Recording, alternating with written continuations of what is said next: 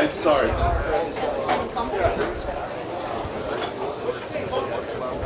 Beautiful. Yeah, really, what a great use of space, huh? Yeah. I could spend a few weeks aboard. Wouldn't get tired of this one. No. Jeff, another boat show, another Grand Banks. I feel like we just did this. Yeah. I'm having a little bit of deja vu, but all good things. A week and a continent away, but here we are, Newport International Boat Show on the new Eastbay 60. Yep, and it's definitely a highly anticipated build. The first new one in the Eastbay line for quite some time.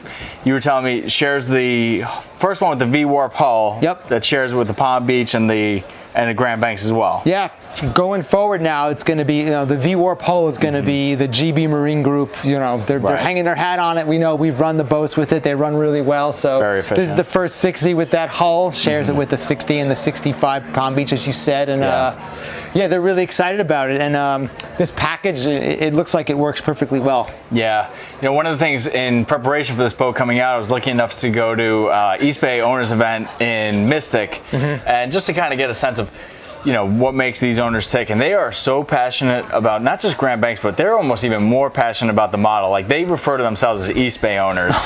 So and what I learned about these guys and women is they love living on the boats. They're passionate about the boats. They spend a lot of time on them.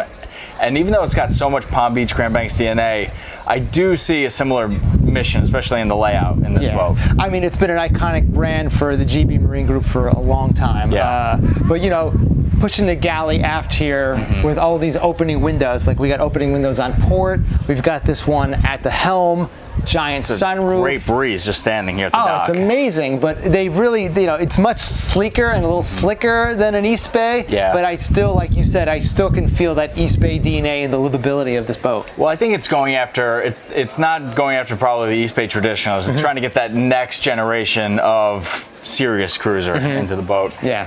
One of the things we were looking at before, Jeff, is I think it impressed both of us with the engine room. Yeah. I'm just a hair under 6 feet. I could stand there. This boat's equipped with the Volvo Penta IPS 1200s. The standard engines on these are the Volvo IPS 950s, but an owner can choose shaft drives as well.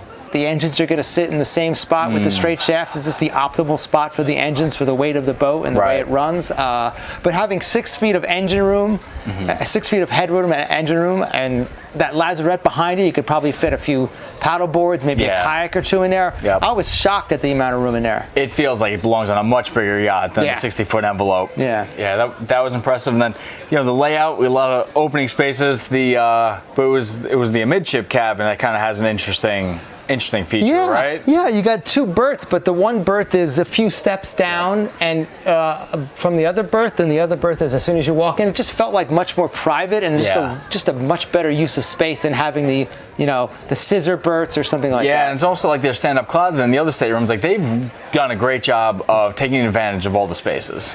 It's incredible. It's incredible. I can see that, you said the Eastbay owners like to spend some time on board.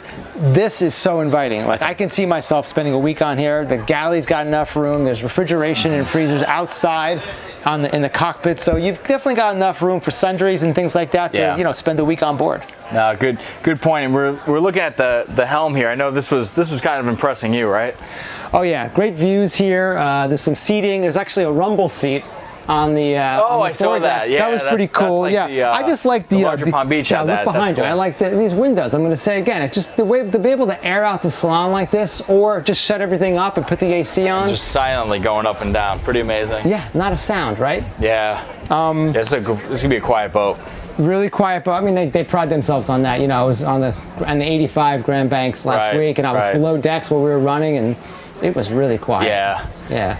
Well, I think the next step, Jeff, is to get this thing underway. You can look for more on the Grand Banks Eastbay 60, an upcoming issue of Power Motor Yacht and Passage Maker Magazine. Jeff, just shimmy us out. We're left at the Sabre. Okay, I'm going to try this now. So let's just keep an eye back there. Oh, it's fine.